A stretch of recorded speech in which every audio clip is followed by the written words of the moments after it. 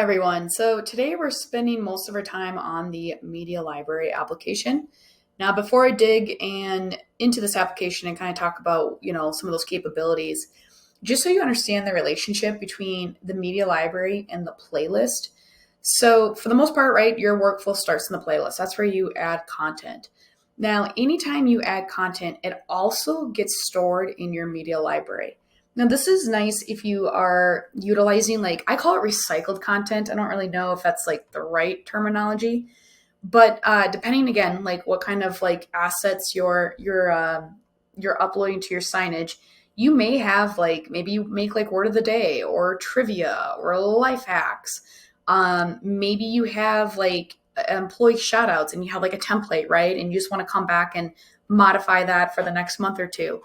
That would be sort of like why you would utilize the media library.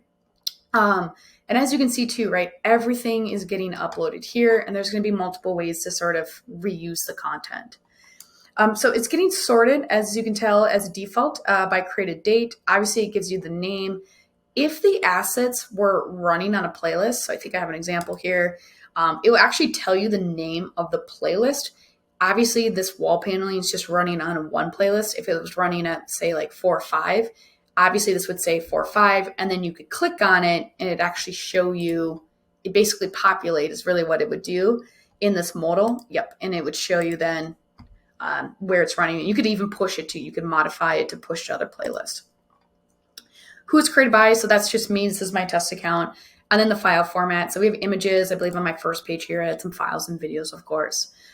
You can get a preview of the asset, by the way, so I'll click on this beautiful PowerPoint that I created. So you can see there's multiple slides because I'm having the arrows. So I've really nerded out on PowerPoints now that I have to make more of them. So yeah, so you can click on them, or if it's a video, right, you simply click on it, it quickly kind of plays it. So there is a way to obviously see the asset that you've uploaded. A couple other things too, by the way, in the bottom right corner, so we have this like pagination, so I have about 37 pages of assets. But this items per page, and if you've watched a couple tutorials, this might be a little redundant, but I just really want to make it clear because it is kind of nice. So anytime you go into any of these applications, as a default, it's going to be set to 10. But you can change it, obviously, you can see you can change it from 10 to 100. But what's nice is that once you adjust it, as you keep coming back into this application, it just saves it. So you don't have to keep re-hitting that items per page. It's just going to remember it and then just save it, which will save you some time, especially if you're managing a lot of content. So the things you can do, by the way, is obviously just delete it. If you need to delete bulk, like multiple assets, you can select multiple and hit delete. You can obviously copy these assets to the facility that you're in, or you can actually copy them to another facility as well. And then we have the add to playlist where I can push these assets to multiple playlists. The only call out here, you guys, is that there's no scheduling. So these 3 assets are going to run 24/7 into these 2 playlists. Just kind of keep that as like a mental note, meaning that you would have to go back and obviously remove these assets or obviously put some end times to them. All right, so then under the add content here, we have the upload files. So again, you can upload any type of asset in here. I just have some 3 random JPEGs that I'm gonna just drag and drop.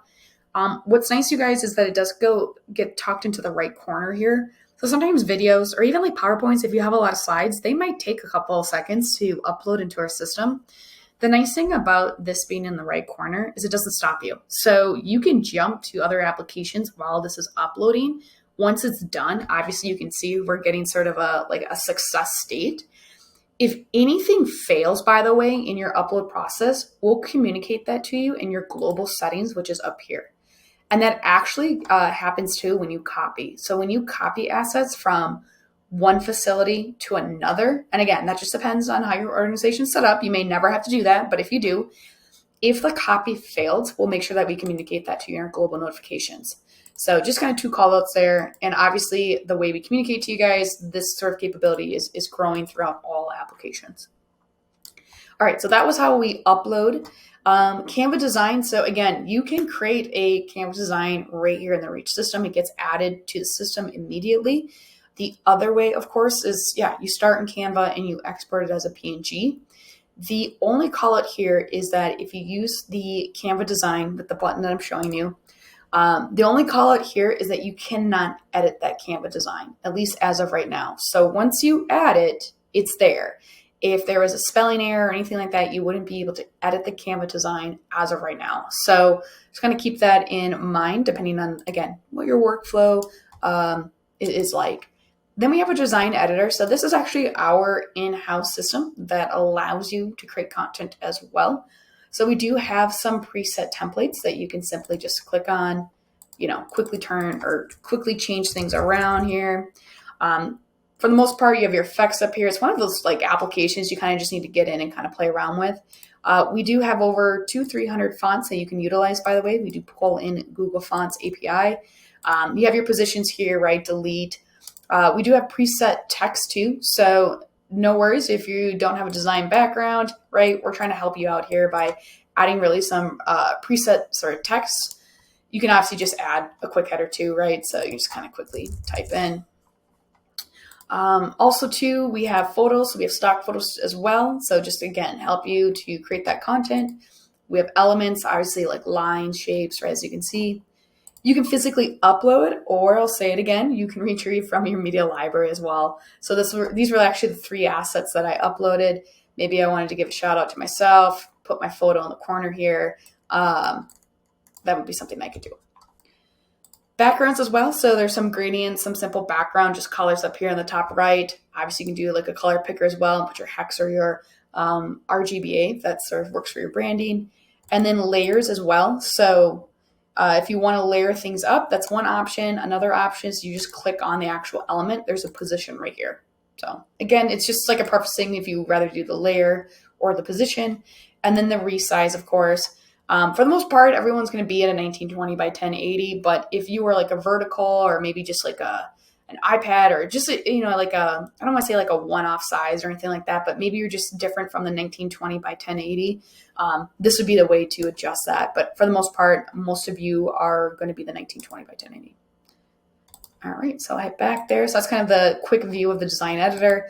And then we just have that route as far as adding a YouTube or a Vimeo link. So that is our walkthrough of the media library. If there's anything that I didn't, or you feel like I didn't cover, or you still kind of have some questions, definitely let us know. Otherwise, hope you guys have a great day. Thank you.